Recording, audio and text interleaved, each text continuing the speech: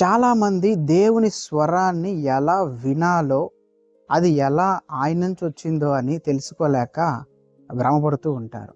ఉదాహరణకి దేవుడు నాతో ఇలా చెప్పారు, ఆయన నాతో ఇలా మాట్లాడారు, ఇలా అని చాలా రకాలుగా మనం వింటూ ఉంటాం. కానీ దేవుడు మాట్లాడుతున్నది కొంచెం ఆ పక్కన పెడితే, ఆయన స్వరాన్ని, ఆయన మనతో మాట్లాడుతున్న మాటలని ఎలా మనం గుర్తించాలి? మొట్టమొదటిదిగా నేను చెప్పుకొచ్చేది ఏంటంటే, దేవుడు మనతో ఎలా మాట్లాడతాడు?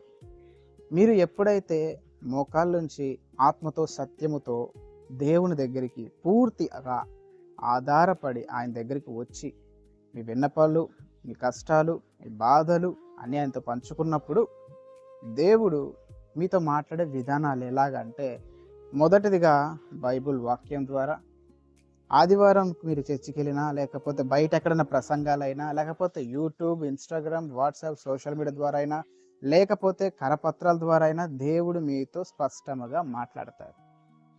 ఇంకా సంబంధం లేని వ్యక్తులు మాట్లాడుతున్న సంభాషణలో కూడా వారి మాటల్లో నుంచి కూడా దేవుని హృదయాన్ని తాకుతాడు.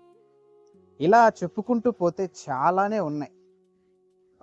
రోడ్డు మీద సన్నివేశాలైనా కానీ, లేకపోతే ఒక దృశ్యాన్ని చూసినప్పుడైనా కానీ, లేకపోతే ఇద్దరు సంబంధం లేకుండా మాట్లాడుతుండైనా కానీ, ఇలా రకరకాలుగా దేవుడు మాట్లాడుతూ ఉంటారు. ఇక్కడ దాకా క్లియర్గా ఉంది కదా. సరే, దేవుడు మనతో మాట్లాడుతున్నారు. ఈ మాటలు దేవుడి నుంచి వచ్చినవి, ఇది మనకు దేవుడే మాట్లాడుతున్నారు అని మనం ఎలా గమనించాలి, ఎలా గుర్తుపట్టాలి?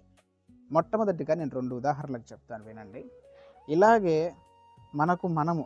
మనలో కొన్ని ఆలోచనలు ఉంటాయి.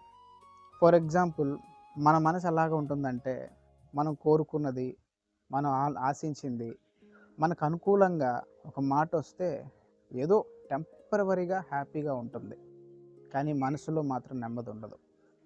ఇంకొక ఉదాహరణగా చెప్పుకుంటే, మీరు భయపడుతున్నారు, బాగా భయంలో ఉన్నారు, టెన్షన్లో ఉన్నారు. ఆ టైంలో మీకు భయపడికేం కాదని అంటూ ఉంటాం. కానీ అయినా కానీ భయం తగ్గదు, టెన్షన్గా, గాబరగా, గందరగోళంగా ఉంటుంది. కానీ దేవుడు మాట్లాడితే ఎలా ఉంటుందో చూడండి. భయపడుతున్న క్షణాల్లో, నా బిడ్డ భయపడొద్దు, నేను నీకు తోడై ఉన్నాను, నేను నీకు రక్షణనై ఉన్నాను, నా రెక్కలతో నేను కప్పుకొని ఉన్నాను అని దేవునితో వాక్యం ద్వారా మాట్లాడినట్టు ఆ వాక్యాన్ని, ఆ సన్నివేశాన్ని నీకు గుర్తు తెచ్చినప్పుడు నీ మనసుకు ఒకలాంటి ప్రశాంతత వస్తుంది కదా.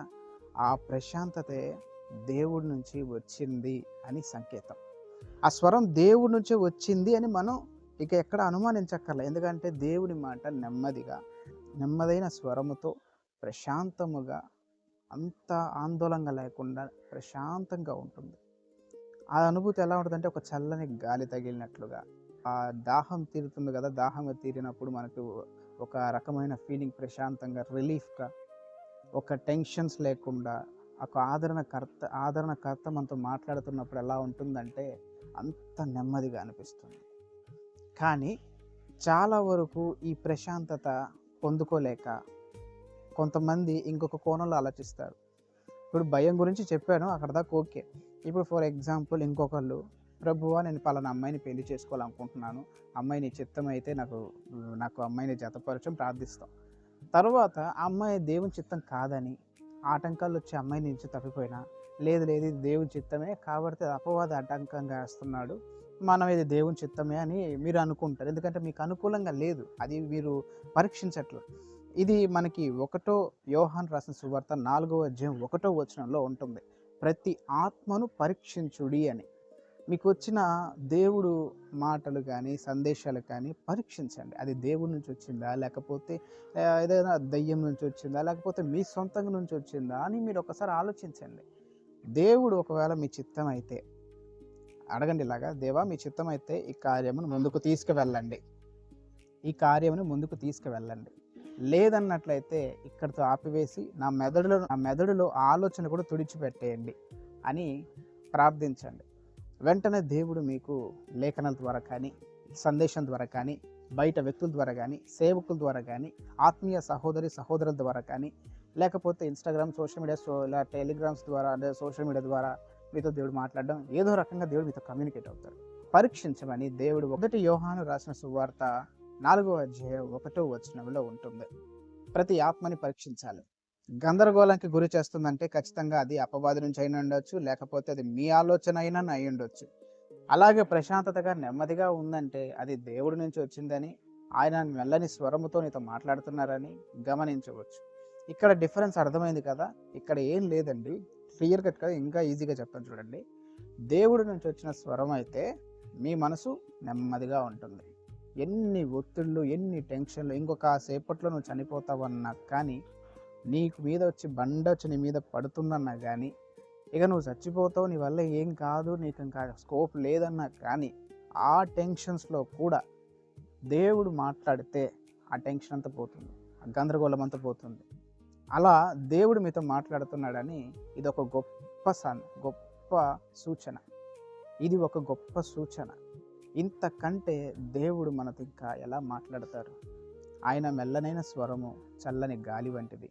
ఆయన హస్తము మన మీద పడగా మృదువైన చేతులు, ఆయన హస్తము మన మీద వేచినప్పుడు, ఆయన మనతో తోడై ఉన్నప్పుడు శాంతిగా, నెమ్మదిగా, గందరగోళం లేకుండా ప్రశాంతతగా ఉంటుంది. ఇది దేవుడు మీతో మాట్లాడుతున్నాడనడానికి సంకేతం. ఇలా దేవుడు మీతో ఎప్పటికీ ఇలాగే మాట్లాడతారు. అనేక మందితో కూడా మాట్లాడతారు. ఆయన స్వరం వినపడ్డప్పుడు, నీ మనసులో నీకే వచ్చి వినపడ్డప్పుడు, లేదా ఇతరుల ద్వారా మాట్లాడుతున్నప్పుడు నీకు నెమ్మది కలుగుతుంది. నువ్వు ఆదరణ పలుకబడుతున్నావు, నువ్వు ఆదరణ పొందుకుంటున్నావు, నువ్వు నెమ్మదిగా ఉంటున్నావు అంటే దేవుడు నీతో మాట్లాడుతున్నాడని అర్థం.